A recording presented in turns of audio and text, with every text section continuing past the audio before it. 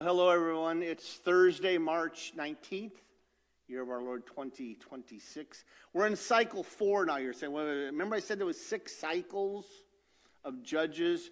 We had Othniel, we had Ehud, we had Deborah, and now we're into cycle 4, chapter 6, with Gideon.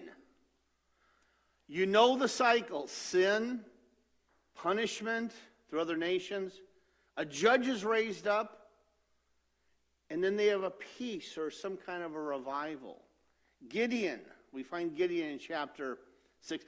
Now, Gideon to me is an interesting character. I was talking yesterday with Deborah. God will use not the brightest or the most, God will use the people he wants because he can put what he needs in them. What they need is him, that power.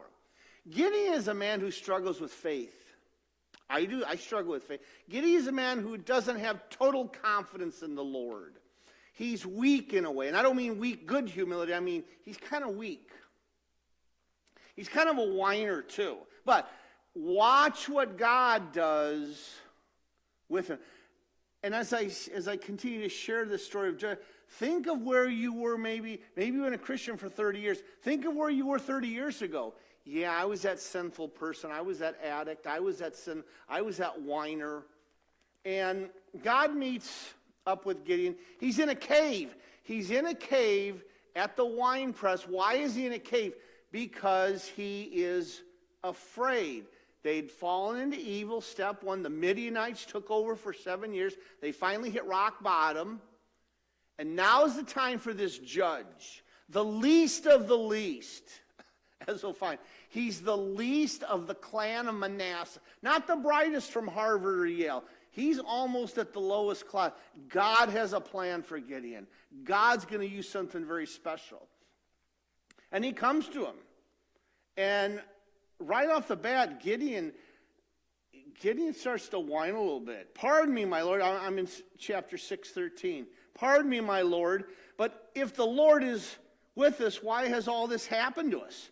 Where are all his wonders that our ancestors told us about when they said, did not the Lord bring us up out of Egypt?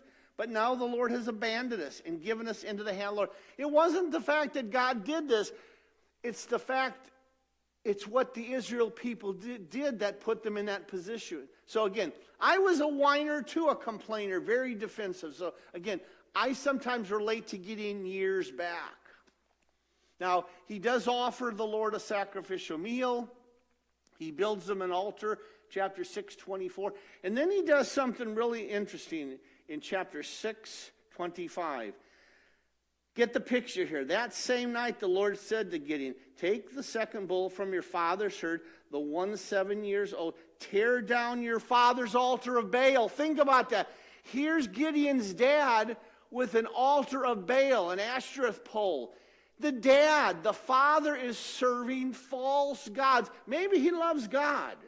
Remember the syncretism I said? Maybe he loves God.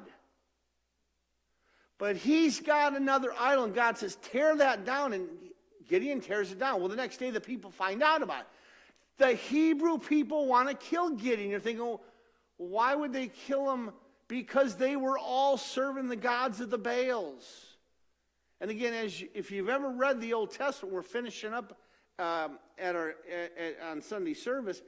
That's all the Old Testament was idols, more idols. And we have them too here. So don't worry about that. He tears it down. And then he asks Gideon, you're going to go into battle for me. Gideon tests the Lord here. Chapter 6, verse 36. Gideon said to God, if you'll save Israel by my hand, I got a test for you.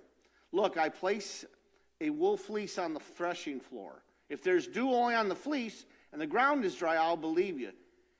It happens the next, and then he switches the thing. He tests God a second time with the opposite demand.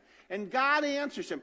Gideon is a man who obeyed God, but he had the wrong motives. He didn't have that faith. He didn't have that confidence in the Lord that we need. And he takes them to victory. And they have 40 years of peace. Again, God can take the least of the least and turn them into the most of the most for his glory. Again, continue to think about that as we go through Judges. Have a blessed day. We'll see you tomorrow on Friday. Bye-bye.